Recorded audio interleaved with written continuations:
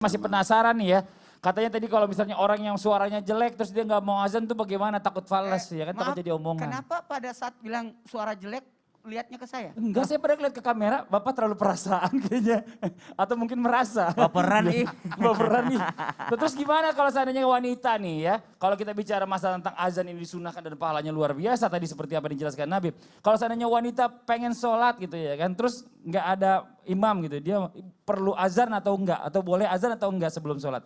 Bagaimana Ustaz penjelasannya? Baik, Habib guru-guruku, Ustaz Maulana, Habib, Mas Fadli serta guru-guru kami dimuliakan Allah Subhanahu wa taala. Bismillahirrahmanirrahim. Alhamdulillahirabbil alamin wassalatu wassalamu ala asyrafil anbiya'i wal mursalin sayyidina Muhammadin wa ala alihi wa sahbihi ajma'in.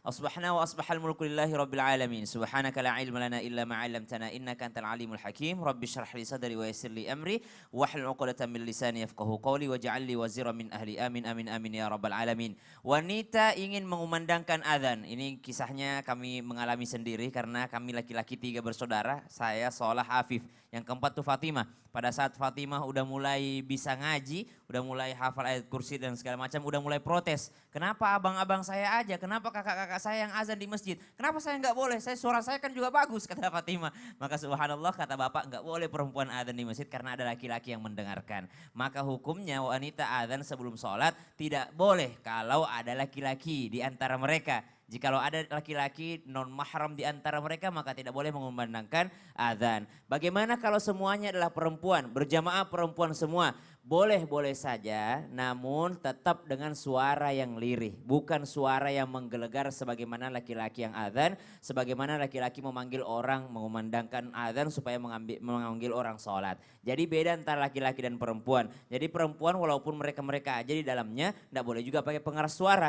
Walaupun tetap dibolehkan untuk mengumandangkan azan dan iqamat. Namun berbeda dengan laki-laki yang sangat disyariatkan untuk mengumandangkan azan. Baik, kemudian yang kedua, apakah suara harus bagus, apa panjang pendeknya juga harus benar atau bebas nadanya? Sekarang kita mau bahas ilmu tajwid itu cuma ada pada Al-Quran.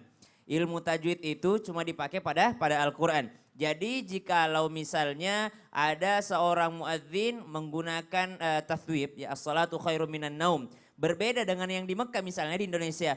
As-salatu khairum minan naum. Sesuai ilmu tajwid. Tapi di Mekah, as-salatu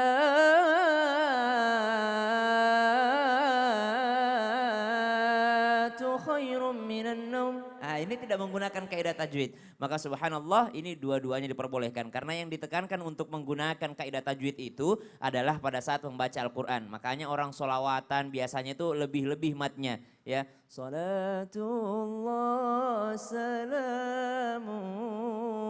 Itu kan nggak boleh. Salamullah. Sebenarnya nggak boleh di situ, harusnya salamullah. Tapi karena ini bukan Al-Quran maka tidak ditekankan ilmu tajwid di dalamnya. Apakah suara harus bagus? Maka ditekankan yang suaranya bagus supaya semangat orang ke masjid. Ini buat teman-teman milenial, ayo semangat. Jangan cuma bisa mencela aja. Ngapain malas banget sih sholat kalau itu yang azan, malas banget.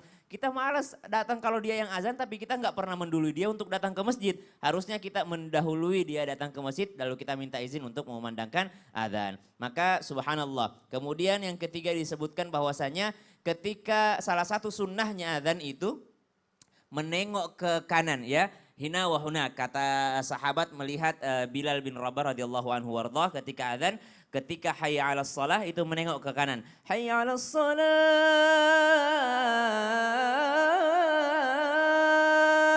Lalu ketika hayya 'alal falah menengok ke kiri. Hayya 'alal falah.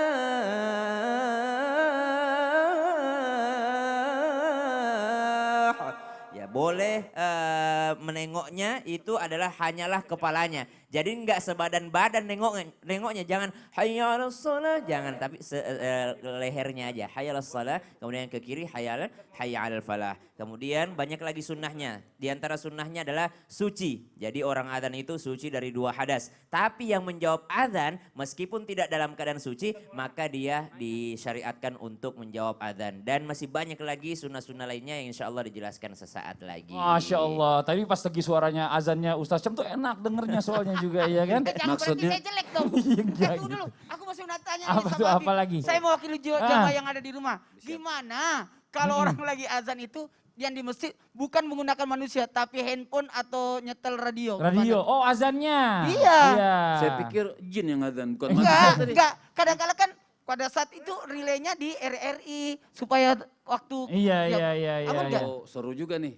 Tapi itu tapi kayaknya panjang apa pendek jawabannya? Panjang urusannya. Kalau jawabannya panjang jangan sekarang Ustadz, Iya. ya, ntar dulu. Aku sudah mau tahu. Kita tahan dulu, waktunya udah habis ya, karena ada yang mau lewat. Buat jamaah yang ada di rumah jangan kemana-mana, kita segera kembali lagi tetap di Islam itu Indah. Jamaah, oh jamaah, alhamdulillah. Utamanya bulan Ramadan. Iya.